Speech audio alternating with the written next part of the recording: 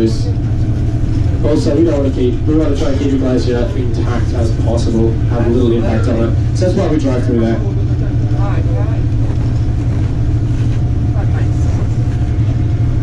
So if you look out to the left-hand side of the bus at the moment, at your 9 o'clock above eye level, there's a little bit of cloud today, but you can see that mountain there hidden in clouds straight out the side of the bus. So this one is called Mount Athabasca, and it's one of the most popular mountains out here for people to come and climb. So the peak of it sits 3.5 kilometres above sea level. At the moment we're at about 2.2, 2.3 kilometres, so that's why it doesn't seem like it's 3. And there's 6 different routes to get to the top of it, so that's why it's really popular. It's kind of good for people with varying levels of skill. But if you're a skilled climber, you can get to the top in between 6 to 8 hours. If you're inexperienced, you can get down in about 15 seconds. Just slide down. So a lot of people climb to the top and they're too tired to climb back down, so they'll ski down. So this side, you obviously wouldn't ski. Just on the other side, we have something called the North Face Glacier. And there's a lot of snow on the other side. You might have seen that on your way in. So they ski down or snowboard down that side.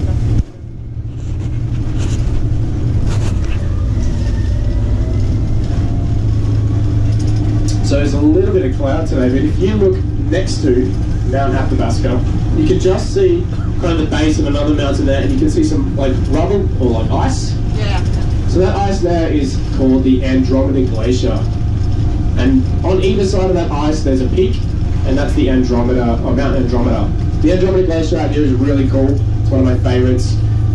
So it's what we call a cirque glacier. It's kind of a circle or a dome shape, and it used to sit much higher in the mountains. So Mount Andromeda is a similar height to Athabasca.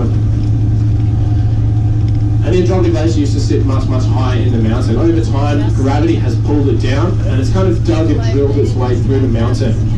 So imagine a mortar and pestle kind of grinding through, and all of the little bits of mountain and rock that have come falling off the mountain as the glacier's dug through. That's what you're seeing on the left, all this shale at about the same height as us, that black rock. So that's all come down from the mountain because the glacial ice is much harder than the rock and the dirt in the mountain, and it digs its way through. The other really cool thing, it's a little bit sad, but in hundreds of years, once that glacier has disappeared completely and melted, it'll be gone. That's sad, but it's really cool because we'll actually be left with a lake up in the mountains. And if you look super, super carefully directly out the side of us now, just above this cliff, there's some more ice hiding in the cloud. Can you just see that there, about 9 o'clock? That's the Double A Glacier.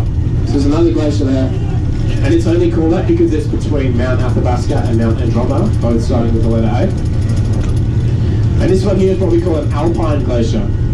So hundreds of years ago, it was actually connected to the Athabasca Glacier, the one we're driving on right now. It used to be like a big frozen waterfall on the left-hand side coming over that cliff. And the Athabasca Glacier is constantly moving.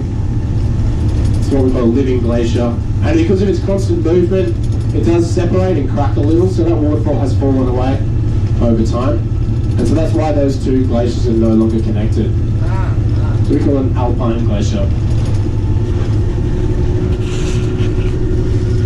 So straight up in front of us here, you see these big icy steps? There is a third one just above hidden in the cloud. Hopefully we get to see a little bit later, but this is what we call the head wall. And it looks like they're all cracked and broken. That's because they are. So this is what I mean about the constant movement. As it's shifting, obviously the ice is quite brittle as well.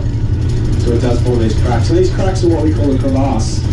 Some of them can actually be big enough to fit 2 of these buses in. These massive cracks in the ice. And then we can get something over the top of that called a snow bridge. So you know in the cartoons when there's a booby trap, it's like a hole in the ground with leaves on top. Someone walks in, they fall in, it's a good laugh.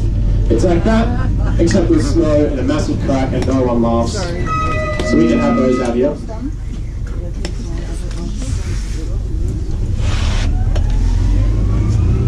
So basically up here we've got some area marked out, which is our safe area. So if you guys would like to stay in that, we would be very grateful to you guys, and you're doing yourself a massive favour too. Yeah. So that's the area we know is safe. We know it's fine for you to walk. Another couple of little rules for you, or some good ideas. Please stay in front of the buses. The buses are enormous. They weigh 30 tons. Wow. We don't need you guys walking behind. It is a little tricky to see behind sometimes.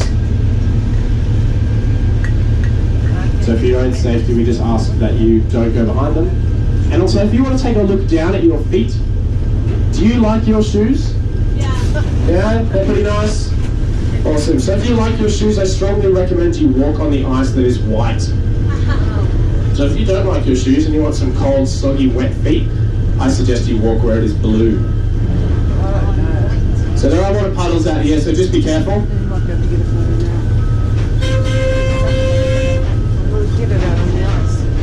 So the other thing, my bus number is 546.